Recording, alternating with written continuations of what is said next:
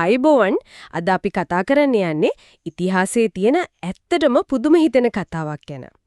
කොහොමද වෙළඳ සමාගමක් රටක්වත් නෙවෙයි සමාගමක් මුළු උපමහා ද්වීපයක්ම තමන්ගේ පාලනයට ගත්තේ කියන එක ගැන අපි බලන්න යන්නේ ඉන්දියාවට යුරෝපියන් ජාතීන් ආපු විදිහ සහ අවසානයේදී බ්‍රිතාන්‍යයන් ඒක යටත් විජිතයක් කරගත්ත හැටි. මේකදී අපි තේරුම් ගන්න ඕන වැදගත්ම දෙයක් තියෙනවා. ඒ තමයි මේ යුරෝපියන් ඉන්දියාවට එනකොට අද අපි දකිනවා වගේ ඉන්දියාව කියලා එකම එක්සත් රටක් තිබුණේ නැහැ. ඒක තිබුණේ එකිනෙකාට විරුද්ධ එකිනෙකා එක්ක තරංග කරන රාජධානි ගොන්නක් විදිහට. මේ බෙදීම තමයි පිටස්තර බලවේගයකට ඇතුළට රිංගන්න තිබුණු ලොකුම ඉඩකඩ. එහෙනම් අපි මුලින්ම පටන් ගමු නේද? මේ තරඟයට මුලින්ම ගොඩ බහින්නේ පෘතුගීසීන්. වස්කෝ ද ගාමා එනවා. ඊට පස්සේ අර ඇපොන්සෝ ඇල්බියුකර් කියන කෙනා ගෝවා අල්ල ගන්නවා. හැබැයි ඔවුන්ගේ සැලැස්ම වෙලදාම විතරක්මද? කොහෙත්ම නෑ. ඒක තමයි තේරුම් ගන්න ඕන වැදගත්ම දේ. පෘතුගීසින්ගේ අරමුණ කවදාවත් සල්ලි හොයන එක විතරක් උන්නේ නෑ. ඔවුන් ආවේ ඉන්දියානු සාගරයේ මුහුදුබඩ අධිරාජ්‍යයක් හදන්න. වෙළඳාම පාලනය කරන්න නම් මුහුද පාලනය කරන්න ඕන කියන එක උන් තේරුම් ගත්තා. ගෝවා කියන්නේ ඒ අධිරාජ්‍යයේ මූලස්ථානය කරගන්න හදපු පළවෙනි පියවර. හරි. ඉතින් පෘතුගීසීන් මුහුදුබඩ බලය අල්ලගත්තට ඔවුන්ට අලුත් යුරෝපීය තරඟකරුවෙක් යනවා. ලන්දේසීන්. හැබැයි මේ අයගේ ක්‍රමේ ටිකක් වෙනස් වගේ. ඔව්. ලන්දේසින් එන්නේ රටක් විදිහට නෙවෙයි. ඔවුන් එන්නේ ඒ කාලේ ලෝකේ තිබුණු දැවන්තම බහුජාතික සමාගමක් වගේ එකක් VOC හැවත් පෙරදිග ඕලන්ද වෙළඳ සමාගම හරහා. මේක ඇත්තටම සමාගමක්. හැබැයි ඒ සමාගමට Tamanගෙම හමුදාවක් නැවුතෝගයක් යුද්ධ කරන්න, ගිවිසුම් ගහන්න ඒ ඔක්කොම බලේ තිබුණා. ඔවුන්ගේ එකම අරමුණ ලාභය. එතකොට මේ VOC එක එච්චරටම බලවත් නම් ඇයි ඔවුන් ඉන්දියාව අල්ලගත්තේ නැත්තේ? ඔවුන් වෙනුවට ඉංග්‍රීසීන් ඉස්සරහට ආවේ කොහොමද? ඒක හොඳ ප්‍රශ්නයක්. හේතුව තමයි ලන්දේසීන්ගේ ප්‍රධාන අවධානය තිබුණේ ඉන්දියාවේ නෙවෙයි. ඔවුන්ගේ ඇහැ තිබුණේ කුළුබඩු පිරුණු අග්නිදිග ආසියාවේ දූපත්වලට. ඒ කියන්නේ අද ඉන්දුනීසියාව තියෙන පැත්තට. ඒකෙන් ලැබෙන ලාභය එක්ක බලනකොට ඉන්දියාවේ දේශපාලන බල අරගලවලට පැටලෙන එක ඔවුන්ට එච්චර ආකර්ශනීය උනේ නැහැ. ඒක තමයි ඉංග්‍රීසීන්ට ඉඩ හදලා දුන්නේ. හරි. එතකොට තමයි කතාවේ නියම තරඟකරුවෝ දෙන්න කරලියට එන්නේ. ඉංග්‍රීසීන් සහ ෆ්‍රාන්ස් ජාතිකයන්. ඉංග්‍රීසීනු තියන්නේ පෙරදිග ඉන්දියානු ඉංග්‍රීසි වෙළඳ සමාගම පිහිටුවාගෙන. හැබැයි ඔවුන්ගේ මුල්ම පියවර මට හරීම පුදුමයි. ඔවුන් කෙලින්ම යුද්ධ කරන්න යන්නේ නෑ නේද? නෑ. ඔවුන්ගේ මුල්ම උපක්‍රමය හරිම සූක්ෂමයි. ඔවුන් ඒ වෙද්දි ඉන්දියාවේ බලවතා වෙලා හිටපු මූගල් අධිරාජ්‍යයා ජහාංගීර් හම්බ වෙලා සුරට් වල වෙළඳ ගබඩාවක් හදාගන්න අවසර ඉල්ලනවා. කෙලින්ම ගැටෙන්න යන්නේ නැතුව පාලකයාගෙන්ම අවසර අරගෙන නීත්‍යානුකූලව අඩිය තියාගන්න එක තමයි ඔවුන් කලේ. මේකෙන් උණ්ඩ රට ඇතුලේ වෙළඳ ජාලය, දේශපාලන තත්ත්වය වගේ දේවල් හොඳට අධ්‍යයනය කරන්න කාලය ලැබුණා. මේක නම් මටත් අදාහගන්න බෑ. අපිට ලැබිලා තියෙන විස්තරවල තියෙනවා ඉංග්‍රීසීන්ට බම්බාය ලැබුණු විදිහ.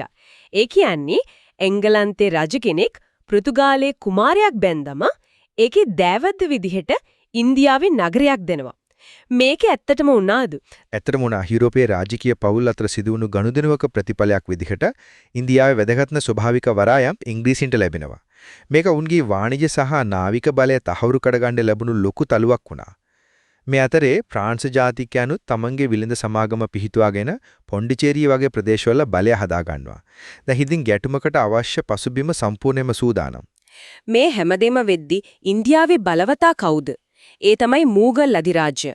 අපි කතා කරන ටජ් මහල් හදපු ෂා ජහාන්, විවිධ ආගම් එකතු කරලා පාලනය කරපු මහා අක්බර් වගේ බලවත් අය මේකේ හිටියා. හැබැයි මේ දැවැන්ත අධිරාජ්‍ය කඩාගෙන වැටෙන්න පටන් ගන්නවා. ඔව් ඒකේ හැරවුම් ලක්ෂ්‍ය තමයි ඖරංගසේබ්ගේම අවසන් බලවත් මූගල් අධිරාජ්‍යයාගේ මරණය. ඔහුගේ පාලන කාලයේදී අධිරාජ්‍ය විශාල වුණාට ඇතුළතින් දි รา පත් වෙලා තිබුණේ. ඔහුගේ මරණයත් එක්කම මුළු ගොඩනැගිල්ලම කඩාගෙන වැටෙනවා වගේ වැඩක් වුණේ. අධිරාජ්‍ය කෑලි කෑලි වල කැඩිලා ප්‍රාදේශීය පාලකයෝ නිදහස් රාජධානිය හදාගන්නවා. හැබැයි ප්‍රශ්නේ කියන්නේ ඒ රාජධානිය එකිනෙකා එක හැමතිස්සම සටන් කළා. ඒ කියන්නේ මධ්‍යම රජයක් නෑ, හැමෝම හැමෝටම විරුද්ධයි. මේ වගේ අවුලක් මැදට තමයි ඉංග්‍රීසීනුත් ප්‍රංශී ජාතිකයනුත් එන්නේ. හරියටම මේක තමයි ඔවුන්ට ලැබුණු රන් අවස්ථාව. මේක හුදෙක් ඉන්දියාවට සීමා වුණු ගැටුමක් නෙවෙයි. ඒක යුරෝපීය සහ ලෝකීය පුරා පැවති ඉංග්‍රීසි ප්‍රංශ ගෝලීය බල අරගලයේ එක කොටසක්. ඉන්දියාවේදී ඔවුන් කලේ දේශීය පාලකයන්ගේ ගැටුම් වලට මැදිහත් වෙන එක. එක පැත්තකට උදව් කරලා අනිත් පැත්ත පරද්දනවා.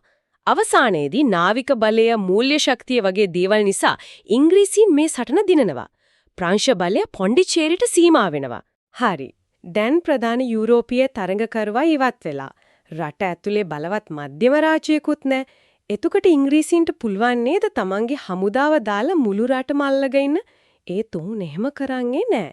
මෙතනදී ඔවුන් පාවිච්චි කරපු නියමමාවිය තුවක්ව නෙවෙයි. ඒක ඊට වඩා සූක්ෂමයි. ඔවුන් පාවිච්චි කළේ නීතිය. ඒ කියන්නේ කඩදාසි සහ පෑන. ඒක තමයි ඔවුන්ගේ සාර්ථකත්වයේ රහස. ඔවුන් තේරුම් ගත්තා යුද්ධ කරනවට වඩා නීතියේ මුවාවෙන් රාජ්‍යයන් ගිලගන්න එක ලාභදායකයි සහ පහසුයි කියලා. ඔවුන් මේකට ප්‍රධාන වශයෙන් නීතිමය උගුල් දෙකක් පාවිච්චි කළා. අපි පළවෙනි එක ගැන කතා කරමු. උපකාරක ගිවිසුම් ක්‍රමය. මේක ක්‍රියාත්මක වුණු විදිය විස්තර කළොත් ස්වදේශීය පාලකයෙක් එක්ක ඉංග්‍රීසි වෙළඳ සමාගම ගිවිසුමක් ගහනවා. ඒ අනුව ඒ රාජධානී ආරක්ෂාවට ඉංග්‍රීසි හමුදාවක් නවතනවා. හැබැයි ඒ හමුදාවේ නඩත්තු වියදම් ඔක්කොම ගෙවන්න ඕනේ අර පාලකයා. ගෙවන්න බැරි වුණොත් රාජධානියෙන් කෑල්ලක් සමාගමට ලියලා දෙන්න ඕන කරන එක. ඊටත් වඩා භයානක දේ තමයි මේ ගිවිසුමට අත්සන් කරාට පස්සේ ඒ රාජ්‍යයට වෙනත් කිසිම යුරෝපියන් ජාතිකයෙක් එක්ක සම්බන්ධතා පවත්වන්න තහනම්. ඒ කියන්නේ ඒ පාලකයා සම්පූර්ණයෙන්ම ඉංග්‍රීසි සමාගමේ පාලනයට අහු වෙනවා. හරි. මට මේකේ ක්‍රමවේදය තේරෙනවා. ඒත් මට තියෙන ප්‍රශ්නේ ඇයි ඉන්දියානු පාලකයෙක් මේ වගේ පැහැදිලි උගුලකට අහු වෙන්නේ? ඔවුන්ට තේරුනේ නැද්ද මේකේ තියෙන අවදානම? ඔවුන්ට තේරුණා. නමුත් ඔවුන්ට වෙන විකල්පයක් තිබුණේ නැහැ. හිතන්න ඔබ පාලකයෙක්. ඔබේ අසල්වැසි රාජ්‍ය හැමතිස්සෙම ඔබට පහර දෙනවා. ඔබව පරාජය කරන්න කිට්ටුයි. ඒ වෙලාවේ ඉංග්‍රීසි සමාගමෙවිත් කියනවා අපි ඔයාව බේරගන්නම් අපේ හමුදාව දෙන්නම් මේ පොඩි කොන්දේසියට විතරක් එකඟ වෙන්න කියලා. එතකොට ඒ පාලකයාට තියෙන තේරීම මොකද්ද? මේ උගුලට අහු වෙන්න එකද නැත්නම් අසල්වැසියාතෙන් සම්පූර්ණයෙන්ම විනාශ වෙන එකද? ගොඩක් අය පළවෙනි විකල්පය තෝරගත්තා. හයිද්‍රාබාද්, මයිසූර් වගේ විශාල ප්‍රදේශ වුන් අල්ලගත්තේ මේ ක්‍රමයට. ඒක ඇත්තටම කපටි සැලැස්මක්. එතකොට දෙවනි උපක්‍රමය අස්වාමික න්‍යාය. මේක ඊටත් වඩා සරලයි වගේ නීතියානුකූල පිරිමි උරුමකාරයෙක්, ඒ කියන්නේ පුතෙක් නැතුව පාලකයෙක් මැරුණොත් ඒ රාජධානිය ඉබේම ඉංග්‍රීසි වෙළඳ සමාගමට අයිති වෙනවා. හරියටම ඉන්දියානු සම්ප්‍රදායට අනුව පාලකයෙකුට පුතෙක් නැත්නම් දරුවෙකු දරුකමට හදාගෙන උරුමය දෙන්න පුරුවන්කමක් තිබුණා. නමුත් ඉංග්‍රීසීන් මෙනිතියෙන් ඒ සම්ප්‍රදායික අයිතිය සම්පූර්ණයෙන්ම අහෝසි කරලා දැම්මා. ඉතින් රජ කෙනෙක් පුතෙක් නැතුව මිය ගියොත් ඒක ඉංග්‍රීසීන්ට ලොටරියක් ඇදුනා වගේ වැඩක්. ඒ කියන්නේ රජ කෙනෙකුට පුතෙක් නැත්නම් අවුරුදු 100 ගාණක් පරණ රාජධානියක් එක නීතියකින් ඉවරයි. හරිම ක්‍රූරයි නේද? ජයිපුර්, නාග්පුර් වගේ රාජධානි මේ විදිහට වුන් අයිති කරගත්තා. මේ ප්‍රතිපත්ති දෙකම දිහා බැලුවම පේනවා මේවා හුදෙක් අහම්බු තීරණ නෙවෙයි, මේවා ස්වදේශීය පාලන ක්‍රමය ක්‍රමානුකූලව කෑලිවලට කඩලා තමන්ගේ බලය තහවුරු කරගන්න නිර්මාණය කරපු ඊටාම සංවිධානාත්මක මෙවලම්.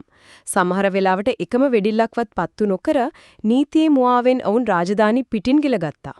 එහෙනම් මේ මුළු කතාවම එකට ගත්තම පේනවා සුරාඩ්වල වෙළඳ ගබඩාවක් හදාගන්න අවසර ඉල්ලපු වෙළඳ සමාගමක් අවුරුදු 150ක් විතර යනකොට මුළු උපමහද්වීපයම පාලනය කරන අධිරාජ්‍යයක් බවට පත් වෙලා. උන් පාවිච්චි කරපු ප්‍රධාන මාවිය තමයි ඉන්දියානු රාජධානිය අතර තිබුණු බෙදීම. සමස්තයක් වෙදට ගත්තම ඉන්දියාවේ යටත් විජිතයක් බවට පත්වීමේ කතාව හුදෙක් යුදමය ආක්‍රමණයක කතාවක් විතරක් නෙවෙයි. එය දේශපාලන බෙදීම උපයෝගී කර ගැනීම, ආර්ථික බලය අවියක් ලෙස භාවිතා කිරීම සහ නීතිමය රාමු තමන්ට වාසිදායක ලෙස හසුරුවා ගැනීම කියන කාරණා තුනේම එකතුවක්. වෙළඳ සමාගමක් රාජ්‍යයක් වගේ ක්‍රියා කරලා අවසානයේ අධිරාජ්‍යයකට අඩිතාලම දාපු විදිය තමයි අපිට මෙතනින් පේන්නේ. අවසාන වශයෙන් සිතන්නට යමක් ඉතිරි කරමින් අපි මේ විමසම අවසන් කරමු. මෙම මූලාශ්‍රය පෙන්වා දෙන්නේ වෙළඳ සමාගමක් නීතිය සහ ආර්ථිකය පාවිච්චි කරලා රාජධානි ගිලගත් ආකාරයයි. එසේනම් නූතන ලෝකයේ තුල බලවත් බහුජාතික සමාගම් රටක භූමියට නොව සමහර විට එහි සම්පත් දත්ත හෝ දේශපාලන තීරණ කෙරෙහි සිය බලපෑම යෙදවිය හැකියි. ඒ වටේම සූක්ෂම නවීන ක්‍රමවේද මොනවා විය හැකිද? ඉතින් අපි හිතනවා ඔබ අද බොහෝ දේවල් මේ සාකච්ඡාව ඇසුරෙන් ඉගෙන ගන්න ඇති කියලා සහ මතක තියාගන්න ඇති කියලා. ඉතින් මේ වගේ වීඩියෝස් තව තවත් නරඹන්න කැමති නම් අපේ channel එක subscribe කරලා තියාගන්න. මතක ඇතුව like එකක් දාලා යන්න අමතක කරන්න එපා. ඒ වගේම bell icon එකත් click කරලා තියාගන්න. ඊළඟ වීඩියෝ එක ආපු ගමන් ඔබට දැනගන්න පුළුවන්. සුබ දවසක්.